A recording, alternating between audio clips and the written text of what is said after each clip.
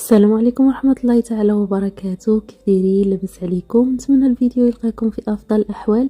اليوم ان شاء الله غادي نشارك معكم وصفه ديال لي شوصو بدون اختمار، رائعين حشوه بنينه بزاف بزاف. فنتمنى الفيديو ديال اليوم ينال اعجابكم، وما نزيدش نطول عليكم، نخليكم مع المكونات والطريقه.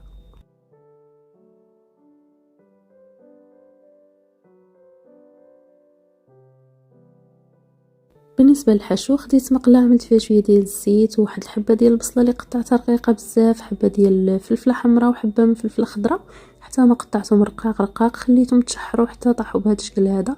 كنضيف لهم معلقه ديال الثومه هكا عندي مطحونه، ومعلقه من الطماطم مركزه، وثلاث علب من الثوم اللي سقطرته من داك الزيت ديالو كنضيفو. كنخليهم يتشحروا مزيان مزيان، وغادي نضيف لهم شويه ديال الملح وشويه ديال الابزار. بعد ما غادي يتشحروا وينشفوا مزيان غادي نخليهم على جنب حتى كيبردوا باش نعمروا بهم ان شاء الله لي شوصون ديالنا. بالنسبه للعجين غادي نحتاجو فيه 5 كؤوس من الدقيق الابيض، ما يعادل 500 غرام، ملعقه من السكر وملعقه من الملح، كاس صغير مملوء من الزيت، بياض بيضه والصفار كنحتفظوا به، وهنا عندي كاس من الحليب عامر مزيان مزيان. صافي كنجمع هاد العجين بهاد المكونات هادو. بعد ما غادي يتجمعوا غادي نحطهم فوق سطح العمل، وغادي نحاول ندلكهم تقريبا واحد 2 دقائق كيدلكوا لنا مزيان، وغادي نعملها في واحد البلاستيك وندخلها للثلاجه تقريبا ترتاح واحد المده ديال 20 دقيقه. ترتاح في الثلاجه هكا باش كتعطينا الطعم، من بعد كتعاوننا باش نسرحوها دغيا دغيا، كتولي على هذا الشكل كما شفتوا. وهنا بعد ما ارتاحت غادي نبداو نخدموها، غادي نرش سطح العمل بشويه ديال الدقيق، وغادي نبدا نسرحها بالدلاك.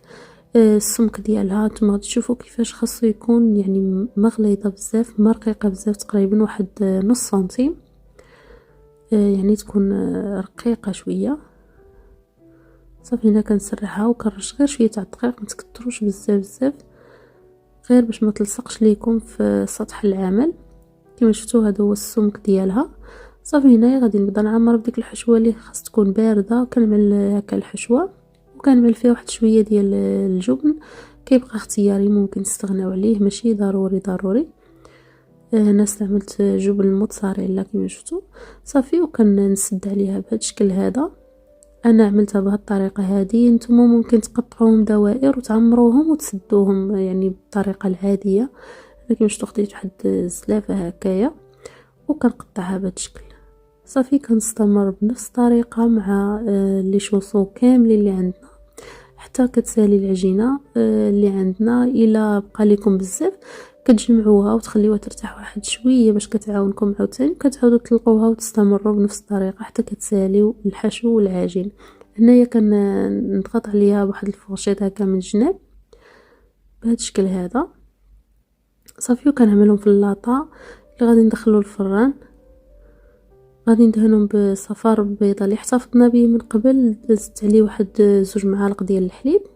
صافي كندهن به هكايا لي شوصو، غادي نرشهم شويه تاع زنجلان مع الحبه السوداء، ممكن تستغناو عليهم ماشي ضروريين.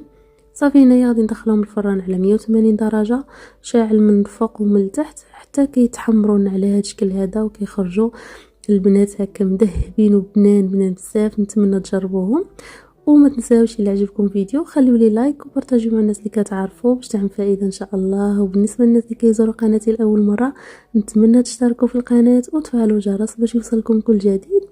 وبسلام عليكم.